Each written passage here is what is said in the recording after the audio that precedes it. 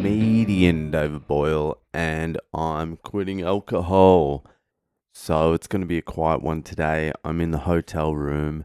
My wife's asleep. She's sick. I think she's got some sort of viral bug, or she's just been drinking for 2 weeks straight and is a little worn down. Either one of those. She's like, I've got a temperature and I've got the sweats. I'm like, that's alcohol withdrawal. She tried to take one day off drinking and all of a sudden she's sick. No, she's really sick because I've been getting yelled at quite a lot today, and even yesterday. But anyway, we're in El Salvador, San Salvador, the murder capital of the world, only 3 years ago until President Bukele, the Bitcoin man, arrested 30,000 gangsters and threw them in a fucking supermax prison. So now it's pretty fucking fun and loving out there. I haven't seen too many signs of Bitcoin except for Macca's, which I had for dinner tonight. Big Mac and a cheeseburger. And they're like, how would you like to pay for this? And I was like, cash. And they're like, how about Bitcoin? I'm like, no, I don't want to spend my Bitcoin, but thanks anyway. So it's Bitcoin country out here. We're heading to fucking El Tunco tomorrow, which is like the beach fucking area. We've got New Year's Eve tomorrow. By the time Australia gets this podcast, it's going to be fucking New Year's Day, or it's going to be late New Year's Eve night. So yeah, not much is going on in San Salvador because my wife's sick and I've just been chilling. But fucking, we left Guatemala this morning at about 6 o'clock. We caught a private taxi. It was just some old guy in a car from Antigua to the airport. And so everything was going well on this car ride until about half an hour into it. We're going around sort of like a sweeping bend. And instead of sweeping the bend, instead of turning with the bend, the driver slams straight into a fucking concrete divider and almost loses control of the fucking car. I watched it all in slow motion. He just kept on going straight in the concrete divider. I'm like, what is going on here? We hit the divider. There was a pole just in the way. So if the divider wasn't there, we either would have hit the pole or gone head first into the fucking oncoming traffic. And what had happened was, he had fallen asleep. This old cunt had just drifted off to sleep. When he tried to fucking get off the fucking concrete divider, he almost lost control. He's swinging it around, and then he was like, sorry, siesta. I was having a little bit of a siesta. I'm like, oh, were you? Oh, that's okay then. You were just taking a little nap on the way, were you? A fucking siesta. That's the last thing you're meant to be doing. So anyway, after we fucking slammed into the concrete divider, he pulls over, checks the car. He's like, muy bien. Muy bien. Everything's fine. It's all good. He hops back in the car. He's like, muy bien. Muy bien. He's like, siesta. No problemo. Just a little siesta. Just a little siesta that almost fucking killed us if it wasn't for that fucking one concrete divider. There's barely any concrete dividers the whole way, and just luckily we swung into one this time. And then there was about 15, 20 minutes of the trip to the airport to go, and I kept an eye on this guy in the rear vision mirror, and he was half falling asleep for the rest of the trip. It wasn't like the crash had like woken him up. His eyes were barely open the rest of the trip. I was like, amigo, muy bien. He's like, muy bien. But we made it to the airport, but that was sketchy as fuck. I got out of the car and checked the damage as well, and there was no damage to the car somehow. I think he's just slammed the wheel or something. The wheel's gone into the concrete divider. I don't know. But he got lucky, we got lucky. He had a little siesta, so he was refreshed. In the end, we all had a little siesta in the car. I was asleep for a little while.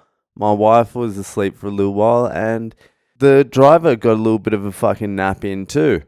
Everyone was refreshed by the end of that.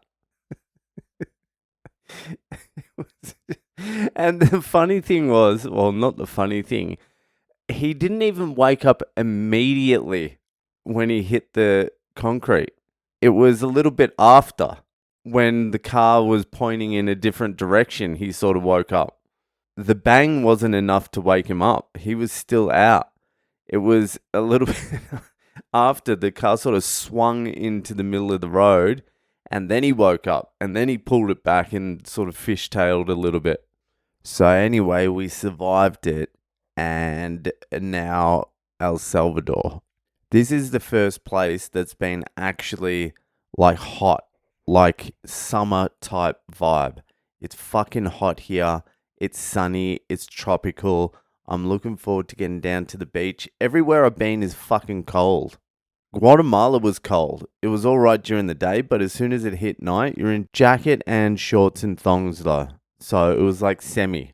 Your upper body got cold, but your legs and your toes, not too bad.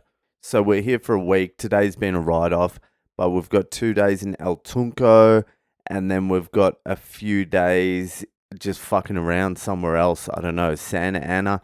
I don't know what there is to do in fucking El Salvador, just like I didn't know what there was to do anywhere else we've been. A couple we were speaking to the other night were like, how did you find out about Lake Atalan and all that sort of shit? I'm like, what we did was we just turned up in Guatemala and then we just figured it out from there. And my wife was like, that's not what we did. I researched all of it. I figured everything out. I booked everything, and that's why we're here. I'm like, yeah, that's what you did. What I did was I just turned up and fucking figured it out as we went along. Your experience and my experience have been two different things. I'm just winging it. I'm just winging it into hotels that are already booked for me, into places that are pretty cool. It just seems to be working out for me. I'm not doing anything at all. I'm not prepared. And it just keeps on working out. I just can't bring myself to plan anything, especially overseas. I reckon it's just better just turning up, go for a walk, almost get mugged, figure out the lay of the land, then just Google some shit. What's there to know? What's there to do? Like, I should be looking things up now because my wife's sick and we're going to El Tunco tomorrow. But I think we just turn up and see what happens. I think we'll find a vibe. I'm not too fucking concerned. I am going to start buying stuff using Bitcoin while I'm here as well. There are signs everywhere. Not everywhere, but some places. There were some places in Guatemala that accepted Bitcoin, but you don't actually just pay with Bitcoin. What you do is you use a Lightning wallet. That's like the layer 2 network, and you use Satoshis. So you put a little bit of Bitcoin money into these layer 2 Lightning wallets. It's just like a normal fucking tap and go type situation. You get fucking Wallet of Satoshi, that's one of them, or you get Moon Wallet, Muun, and there's a bunch of others. There's fucking heaps of Lightning fucking wallets.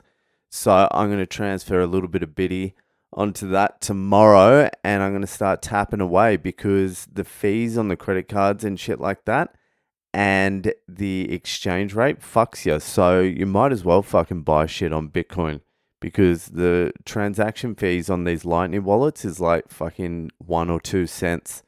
Anyway, it's fucking New Year's Eve in Australia. Happy New Year's to the cunts in Australia. This will come out New Year's Eve. Fucking for everyone else, but it's not New Year's Eve now. It's the 30th. It's doing my head in being behind Australia a day now. I like being ahead. Anyway, fucking that'll do for today. And I guess the next time I speak to you will be New Year's Day, but I'll be recording one tomorrow, which is New Year's Eve. Anyway, fucking speak to you tomorrow, and I'll see you the fuck later.